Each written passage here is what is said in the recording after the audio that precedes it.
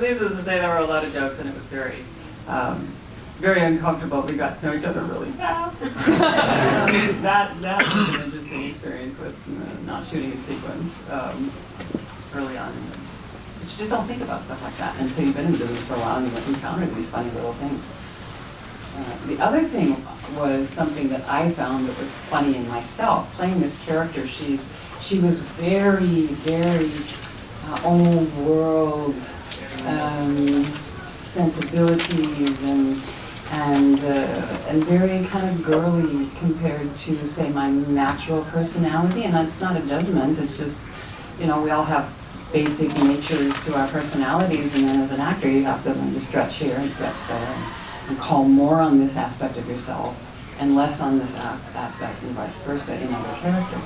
Well, in this case, there was a scene where she wanted to wear her dress for a gathering of her friends that came to see their new house, and she wanted to show off this gown, and of course there's this big hat that goes with it. And her husband and the friends want to take off and go. He says, I'm going to go show him the property. Let's go take a walk. Let's all go take a walk. And she goes, and she says, oh, wait, I have to get my hat. And so he's going, no, come on. And I said, I'll catch up with you. I have to get my hat. And so she's got to go back and she has to wear her hat on this walk in the garden. Everybody else is in American clothes and she's in this gown and this thing, So, and you got to be honest, and you have to love and honor your characters. If they're different than you really got to love and honor that. So I went and got the hat and come back.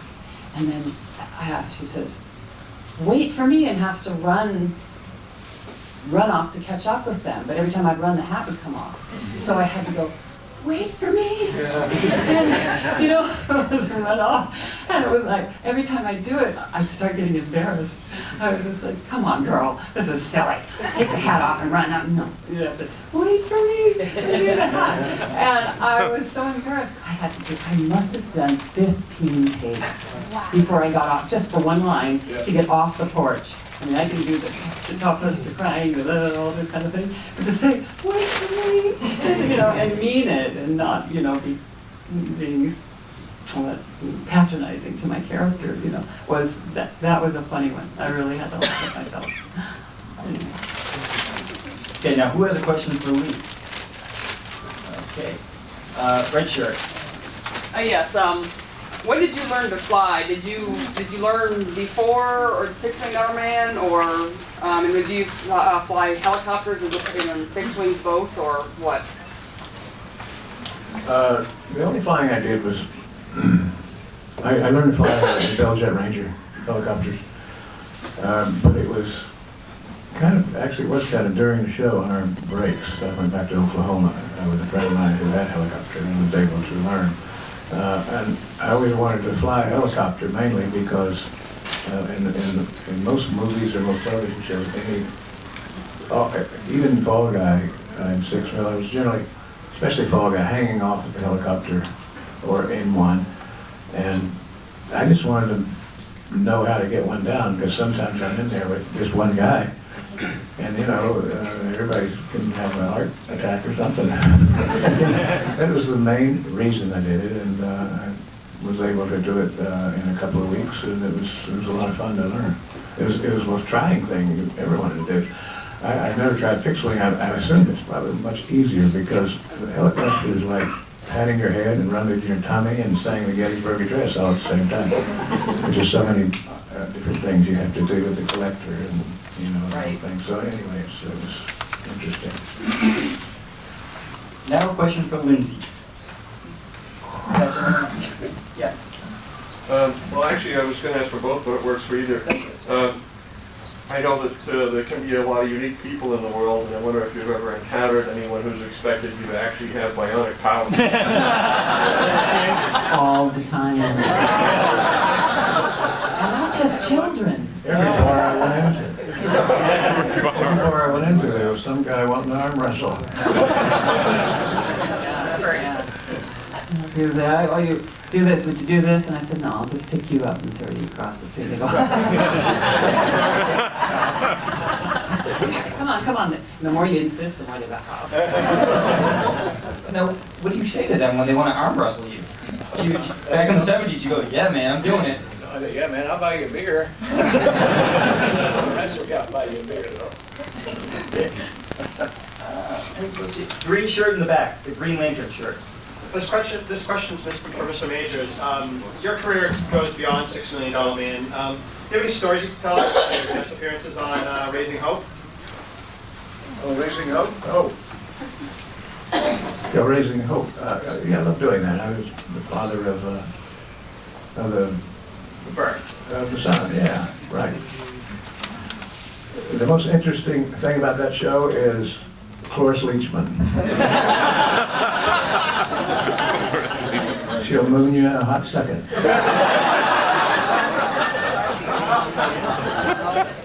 No, she's kind of out there. And I worked with her first in the Big Valley, and she played a mean kind of woman. And I think her and Stanley had a long fight, you know.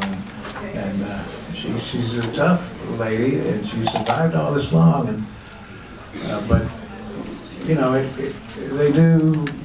they are putting her cue cards next to the camera so that she can read her one line. But you know, you got to give her credit. She's lasted this long in the business and still working at that time. So she's just funny, but it was interesting. They don't make them like Cloris Leachman anymore. No. You in the corner? Yep. Question for both of you. Lindsay, I know you teach acting, is that right? What advice would you guys give to young actors nowadays about breaking into the business and learning the craft? Let's give it to Lindsay. Honestly, I don't, that's a, breaking into the business, I have no advice for you. It's a very different world out there today. And we come from having been here for a while, so it's not something I feel I have a whole lot to contribute in that sense. And as far as the students that I've worked with and what I find working with them the most on is the need to really get down and be honest. I mean, not that that hasn't always been true, but I think acting today in general is better than ever. And it's the depth of honesty that's there. So learning your lines to the point where there's techniques to use for that. This is again another something that I found with the students that I'm working with, they needed the most. There's something called a fast line rehearsal.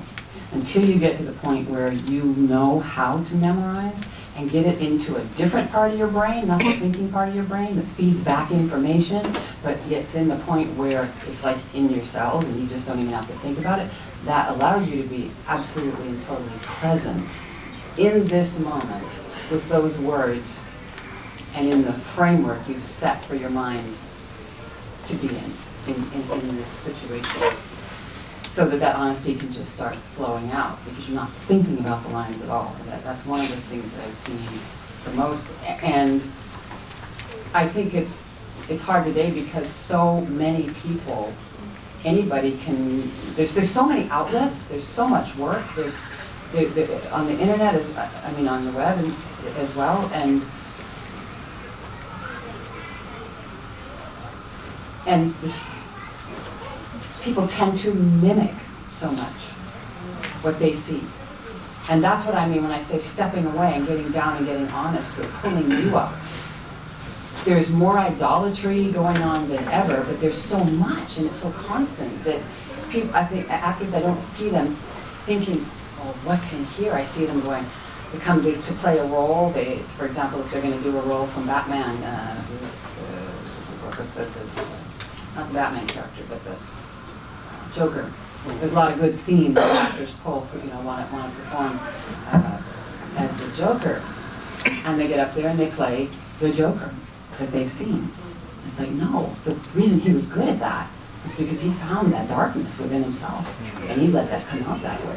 And we all have it, like it or not. So you gotta go in and find what pain you have that can express itself in some sadistic way. And then do not follow me home. But, you know, there's things like that because there's so much for kids today that they grow up on all this stuff that they want to go do that and be that. So they don't have the orientation that I think in the old days. The old days, I'm calling it the old days. You know, we had an idea of stuff. Just talking about myself, huh? Yeah, does that make sense? Yes, perfect, thank you. I'll just give you one advice that Barbara Stanwyck gave me. Just be on time, know your lines, hit your mark, and keep your mouth shut. But back then, it was there was only 3 networks, and there were for many years only 3 networks. And to survive through those is quite a feat. Nowadays, there's so much reality shows, and all of a sudden, you do a show like, no offense to any shows, but say Jersey Shore or pick something, and immediately they're made stars, or they think they're stars. And then, of course, maybe 5 years later, where are they? Some you never hear from or see again. And so, in fact, one of the Jersey Shores you just get he's so leer in back taxes, I think he owes so much money, it's unbelievable. And we never even got a quarter of what they get today in reality shows. Amazing. But getting into business is very tough. It's something if don't even think about it if you can't stand rejection. That's the main thing, because you're going to get rejected a lot. Even in the last 10 years, I've had to go in for auditions, and I see the casting people getting younger and younger, and there's some of them in their 20s, and they say, okay, what have you done? I look and I say, you first.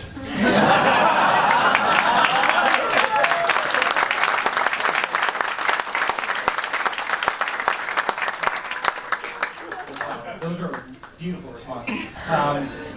We're running out of time. We have maybe like 5 minutes left or less. Before we take another question, I'm just curious, what are you guys working on now? If you don't mind talking about it. I got one guy there that's been raising his hand. Oh, okay. I just, we talk about the acting and all that. How do you guys feel about the fact that you're pop culture icons?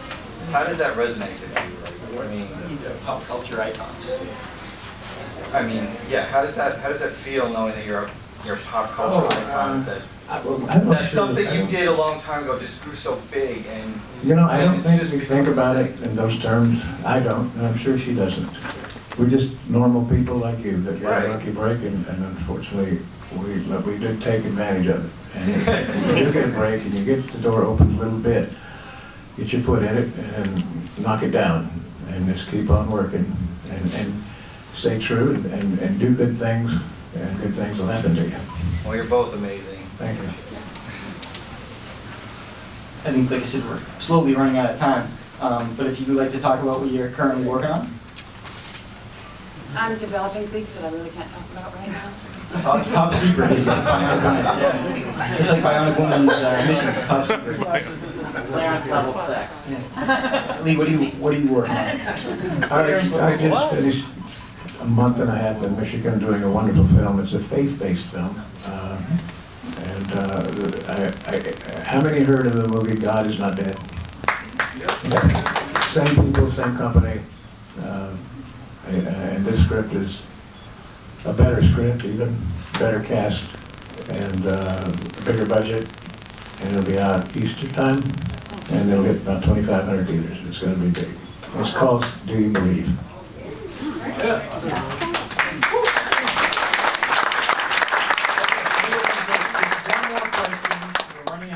Let's see who we have here. That's gonna be a good question now. Hi. Okay, yeah. Sure, what's your question? Lindsay, I've seen from your social media that you've gone to a couple charity events with Justin Chambers. any hope in seeing you on Grey's Anatomy as a holistic healer? I don't know about the holistic healer, but we've been talking. Awesome. I don't know exactly what that's going to develop into, but we'll see. Well, I think we're going to wrap it up here. Let's give them a giant